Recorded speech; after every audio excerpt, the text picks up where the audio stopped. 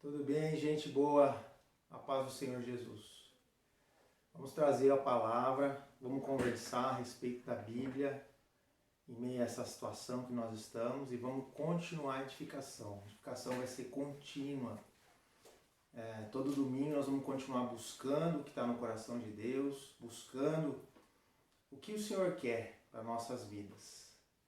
E hoje eu quero conversar a respeito de ser o Senhor a nosso favor. O Senhor está a meu favor, o Senhor está a teu favor.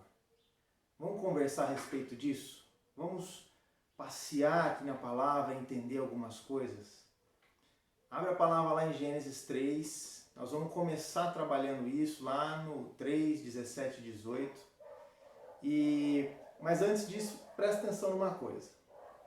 Irmãos, nós somos 7 bilhões de seres humanos atualmente, aproximadamente na face da Terra. E o Senhor Deus lida com todos nós, com cada um de nós e com todos, e com cada região e situação. Imagina o tamanho do poder da mente, do desenvolvimento, da sabedoria de Deus. Nós precisamos interpretar e entender todas essas coisas. O mestre usa a vida e a vida usa tudo. Aí nós vamos ter a tendência de fazer uma relação de causa e efeito dentro da nossa mente a respeito de tudo que acontece. A respeito de nós dizermos, se está acontecendo tal coisa, é porque aquela nação se comportou desse jeito. Se está acontecendo tal coisa, se está ruim para aquele fulano, é porque ele fez alguma coisa, ou os pais dele fizeram alguma coisa. E nós precisamos entender, nós precisamos ver o que a palavra fala a respeito dessas coisas. Abre lá, vou ler, os irmãos se atentem. Gênesis 3, 17 e 18 está escrito assim. Vamos lá? E a Adão disse: visto que atendeste à voz de tua mulher e comeste da árvore que eu te ordenara não comesses, maldita é a terra por tua causa. Em fadigas obterás dela o sustento durante os dias da tua vida. Ela produzirá também cardos e abrolhos, e tu comerás a erva do campo. Do suor do rosto comerás o teu pão, até que tornes a terra, pois dela foste formado, porque tu és pó, e ao pó tornarás. Li também o 19. Presta atenção na hora que a palavra fala a respeito de cardos e abrolhos. Essa palavra, quando fala, a terra é maldita por tua causa, e então ela produzirá cardos e abrolhos. A palavra cardos aí, ela tem uma raiz, a palavra que foi escrita originalmente, se chama, a transliteração dela é quote. E aí então esse quote, ele, na tradução literal dele é simplesmente espinho. Mas na raiz da palavra, desta palavra, que foi traduzida então para o português, ela está assim, é algo que causa repugna, algo que causa nojo, algo que causa aversão. Será que nós podemos enquadrar aí que a partir desse momento, e pensar que a partir desse momento a terra sendo maldita, então começou a se produzir as drogas, começou a se produzir coisas que iam fazer mal para nós. E aí também tem a parte do abrolhos. O abrolhos aí, a palavra original que está na palavra é o dardar. O dardar não tem tradução. Dardar não conseguiram achar exatamente a tradução dessa palavra. Mas voltando à questão lá do cardos, do quote. Algo que causa repugna e nojo, algo que causa aversão. A maldição entrou na terra e a partir desse momento a terra começou a produzir coisas. A terra passou a ser maldita. E só que a gente tem a impressão, por causa disso, que os tempos que nós estamos vivendo hoje são tempos parecidos com o tempo que está lá em Gênesis 6. Abre lá no 6, de 6 a 9. Está escrito assim, ó. No 6, de 6 a 9, está escrito assim. Então se arrependeu o Senhor de ter feito o homem na terra. Isso lhe pesou o coração. Disse o Senhor: farei desaparecer da face da terra o homem que criei, o homem e o animal, os répteis e as aves dos céus, porque me arrependo de os haver feito. Porém, Noé achou graça diante do Senhor. Eis a história de Noé. Noé era um homem justo e íntegro, que entre os seus contemporâneos, Noé andava com Deus. Então, li até o 9. Preste atenção, nós temos a tendência, quando nós lemos, observamos o que está acontecendo nas nossas vidas no dia de hoje, quando nós observamos essa relação de causa e efeito entre a humanidade e Deus, entre nós e o Criador, nós temos a tendência de achar que o Criador agora quer mais é destruir todas as coisas. O Criador quer mais é acabar com tudo que ele fez, porque ele já não aguenta mais. Ele está arrependido de ter criado a humanidade. Mas na verdade isso aqui está em Gênesis. Isso aqui não está lá em Apocalipse. Então, nós precisamos entender o caminho, o que Deus está fazendo. Nós precisamos entender quais são os projetos de Deus para a nossa vida e por que acontece todas essas coisas. Vamos refletir.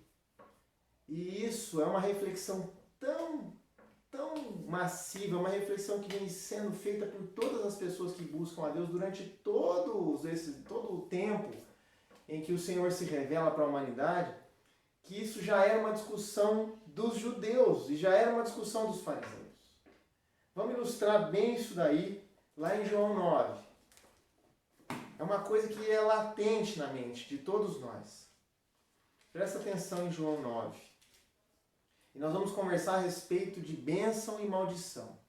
E nós já observamos até agora que em Gênesis 3 nós já vimos que a terra foi maldita. E esse tipo de coisa que está ocorrendo com a gente, as coisas que acontecem na nossa vida hoje, é por conta de que entrou maldição na terra.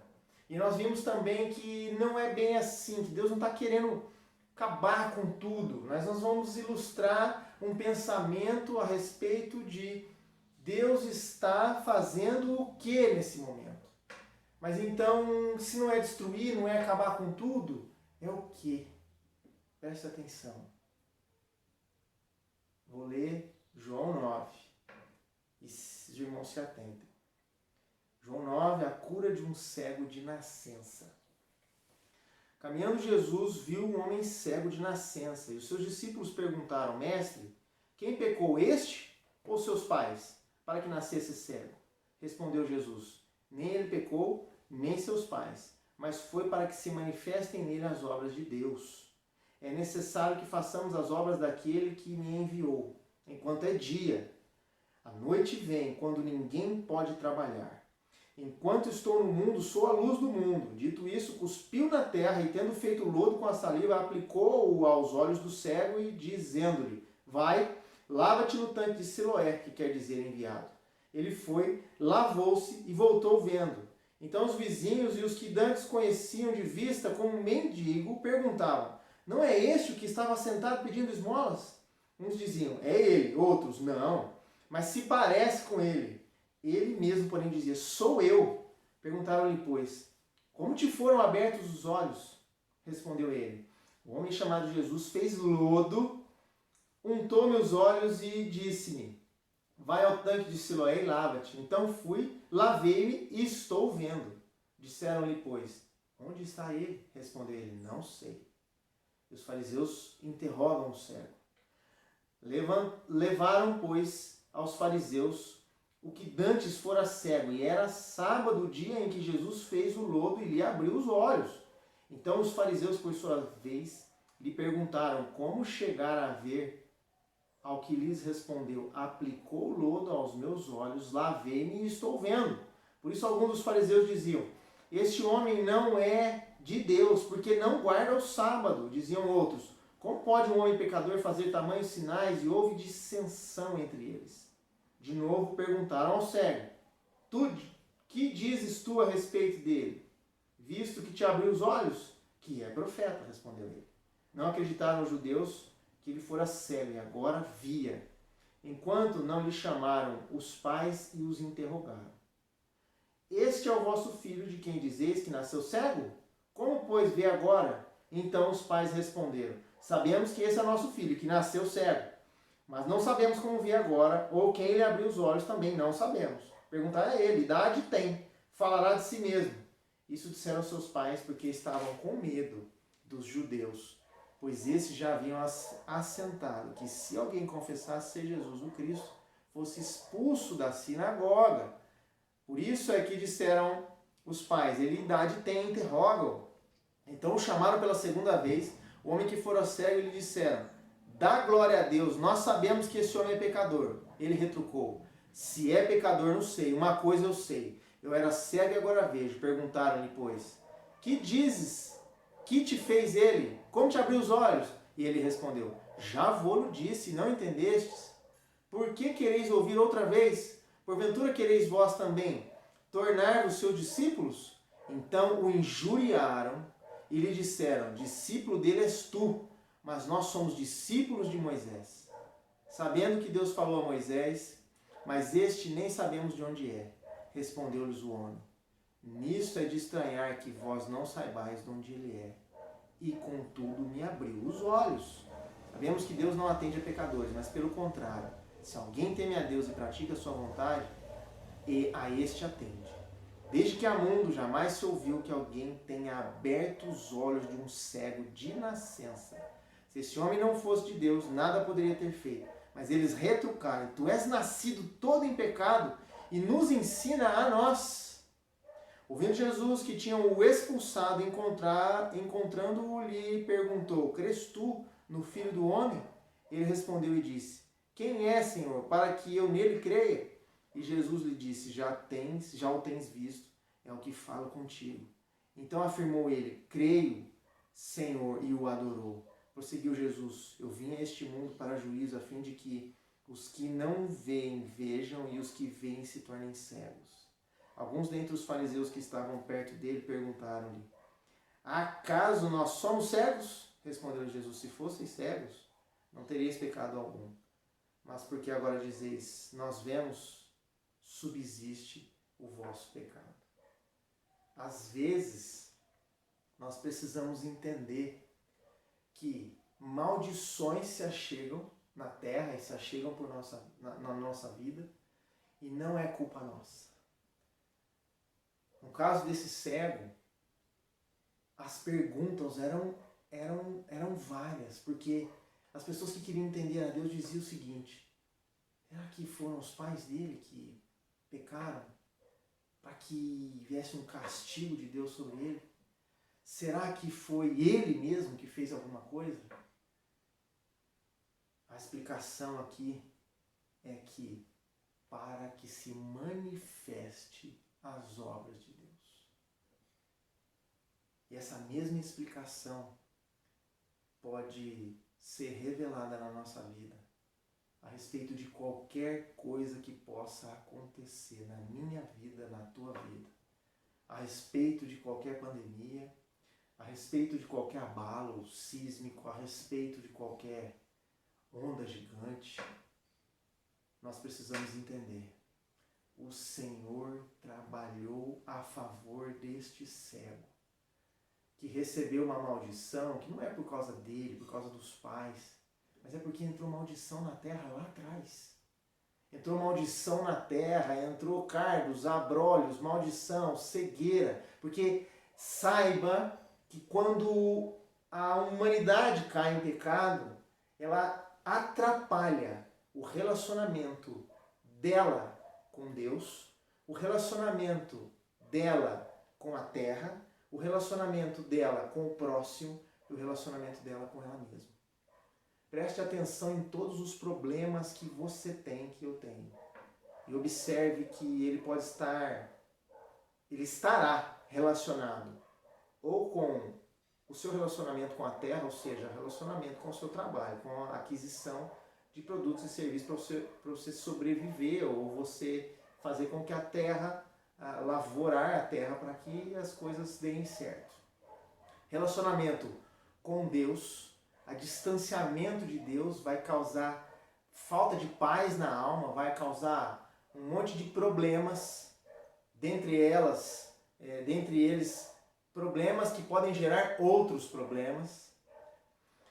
Relacionamento com o próximo, a primeira coisa que Adão fala, Senhor, foi a mulher que o Senhor me deu que comeu o fruto. E aqui já tinha complicado o relacionamento dele. E relacionamento consigo mesmo. Nós atrapalhamos, a humanidade se atrapalhou em todos esses relacionamentos e entrou maldição na Terra. Então, se você quiser saber o porquê, se você quiser saber o porquê do cego, se você quiser saber o porquê de drogas, se você quiser saber o porquê de vícios, de vírus, se você quiser saber o porquê de catástrofes, é por isso. Foi complicado o nosso relacionamento conosco mesmo, com o próximo, com a terra, e foi complicado o relacionamento nosso, principalmente com o nosso Criador. Mas, como nós já observamos, não é Gênesis 6 agora. Deus não é momento dele falar, vou acabar com tudo isso aí. Agora é momento de se manifestar as obras de Deus na tua vida. Irmão, às vezes a tua bênção incomoda as outras pessoas. Olha como a bênção do cego incomodou os fariseus.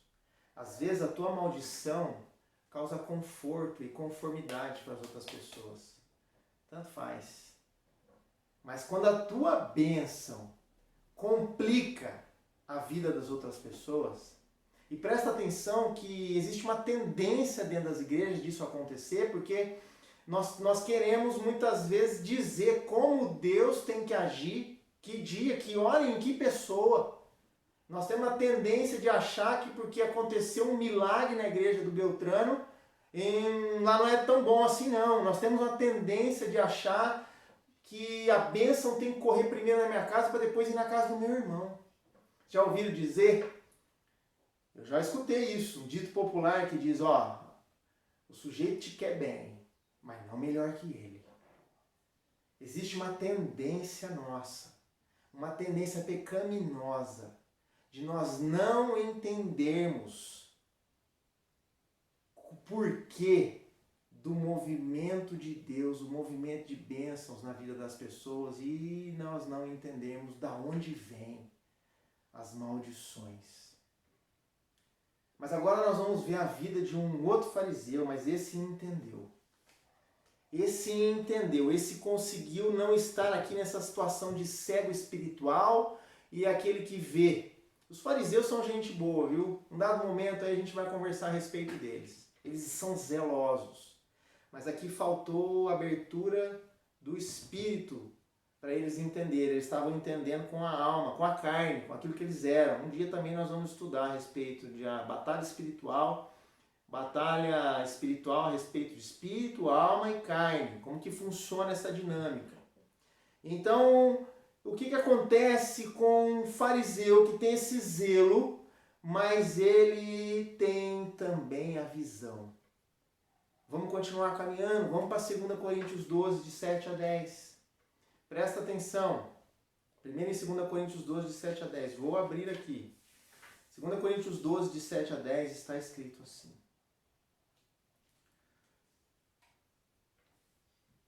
O espinho na carne. Nós estamos falando de Paulo, né? E para que não me ensoberbecesse com a grandeza das revelações, foi-me posto um espinho na carne, mensageiro de Satanás, para me esbofetear, a fim de que não me exaltasse. Por causa disso, 3 vezes pedi ao Senhor que o afastasse de mim. Então ele me disse, a minha graça te basta, porque o poder se aperfeiçoa na fraqueza.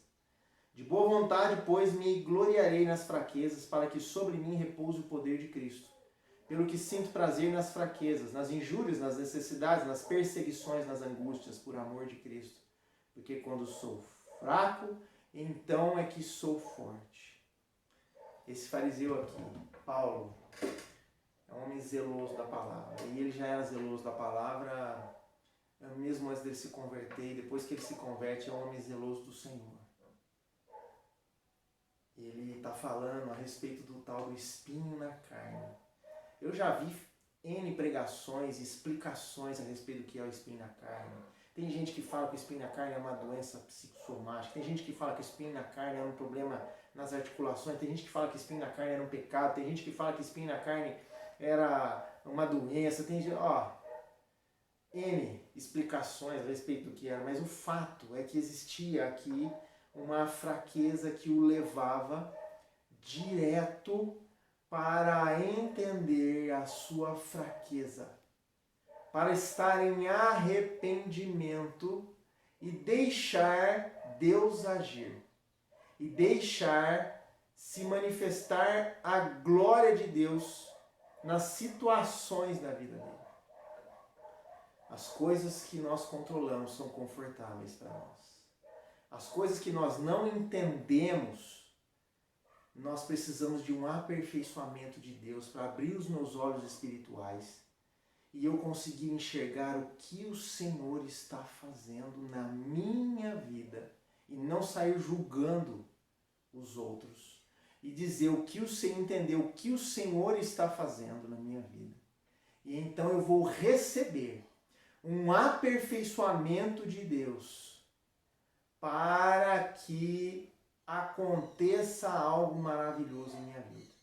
E pode ser uma cura, e pode ser uma bênção, e pode ser uma solução de problemas relacionais, e pode ser uma solução de problemas de trabalho, e pode ser uma solução de problemas de relacionamento com Deus, e pode ser uma solução de problemas emocionais, até comigo mesmo. Para que se manifeste a glória de Deus, é que o Senhor está lidando com todas as coisas na humanidade. Inclusive com essa situação que nós estamos passando nesse momento, de eu ter aqui que pregar, a edificar as ovelhas, as minhas ovelhas à distância. E então nós vamos entender que o momento é momento de Romanos 14, de 10 a 13. Romanos 14, de 10 a 13. Romanos 14, de 10 a 13 está escrito assim. Vamos lá. Tu, porém, por que julgas a teu irmão? E tu, por que desprezas o teu? Pois todos compareceremos perante o tribunal de Deus. Como está escrito, por minha vida, diz o Senhor, diante de mim se dobrará todo o joelho, e toda língua dará louvores a Deus. Assim, pois, cada um de nós dará contas de si mesmo a Deus. Aleluia. Eu preciso entender que não importa a situação, não importa a circunstância, tem a possibilidade da glória e da graça de Deus se manifestar de maneira abundante em minha vida. O que eu não posso fazer é complicar essa situação. E eu preciso entender que agora não é Gênesis 6 de destruição. Agora é Romanos 14 de volta de amizade. Irmão, todo joelho se dobrará e toda língua confessará. Alguns se dobrarão e confessarão dando júbilos. Alguns se dobrarão e confessarão rangendo os dentes. A palavra é clara a respeito disso. Você e eu somos escolhidos para estar no meio daqueles, glória a Deus, os escolhidos para estar confessando e dando glórias nas maiores alturas, porque nós entendemos todo o trabalho que Ele fez para nos resgatar. E a ação do Santo Espírito de Deus chegou de uma maneira maravilhosa para nos fazer entender o que Ele está fazendo com a humanidade, o que Ele está fazendo comigo, o que Ele está fazendo na vida de cada um de nós. E cada um de nós tem uma experiência ímpar com Deus, com cada uma das situações de nossa vida, porque Ele lida com os aproximadamente 7 bilhões de seres humanos hoje, né? De uma forma ímpar. Ele está conduzindo a todos nós para o conhecimento dele. Ele está conduzindo a humanidade. A forma como ele está fazendo não dá para tanger, porque os pensamentos de Deus estão muito acima dos nossos. A forma como ele lida com cada um de nós, o máximo que eu posso fazer é não julga e cuida para entender como é que a glória de Deus vai se manifestar na sua vida? Glória a Deus. E para nós encerrarmos, Romanos 8, de 35 a 39, está escrito assim. Vamos lá. Romanos 8 está escrito assim. Quem nos separará do amor de Cristo? Será a tribulação ou angústia, ou a perseguição, ou fome, ou nudez, ou perigo, ou espada? Como está escrito, por amor de ti somos entregues à morte o dia todo. Fomos considerados como ovelha para o matadouro. Em todas as coisas, porém, somos mais que vencedores por meio daquele que nos amou. Eu fui um pouquinho mais à frente. Presta atenção. Esse Romanos 8, 35 a 39. Vamos um pouquinho mais para frente aí. Porque estou bem certo de que nem a morte, nem a vida, nem os anjos, nem os principados, nem as coisas do presente, nem do porvir, nem os poderes, nem a altura, nem a profundidade, nem qualquer outra criatura poderá nos separar do amor de Deus que está em Cristo Jesus, o nosso Senhor.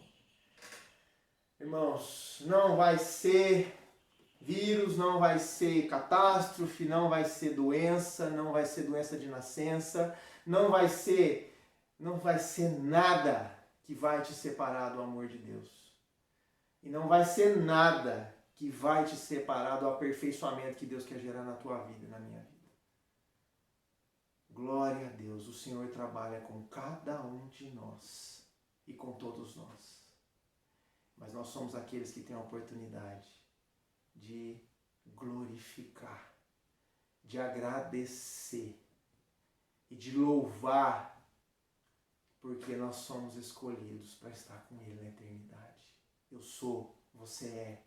Leia Romanos 10, 9 e veja a condição que Ele dá para nós estarmos com Ele na eternidade. Agora, para nós encerrarmos, eu vou orar e que Deus nos abençoe. Santo Deus, em nome de Jesus, obrigado porque o Senhor está trabalhando. Obrigado porque o Senhor está cuidando de cada um de nós.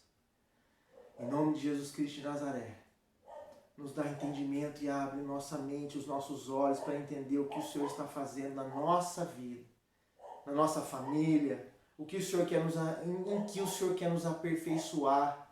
E não deixa, em nome de Jesus, não deixa, Senhor Deus, nada atrapalhar, a gente complicar essa ação do Teu Santo Espírito, do aperfeiçoamento que o Senhor quer fazer na minha vida, na vida dos meus irmãos, para a Tua glória, para que te conheçamos cada dia mais. Obrigado pela Tua paciência. Obrigado que o Senhor está trabalhando ativamente para corrigir esses relacionamentos, o nosso relacionamento com o Senhor, o nosso relacionamento com a terra, o nosso relacionamento com o próximo e o nosso relacionamento conosco mesmo. Obrigado, Jesus. Opera tudo o que o Senhor quiser. Tenha toda a autoridade em nossa vida, opera os milagres, opera a transformação, opera o que tiver no teu coração.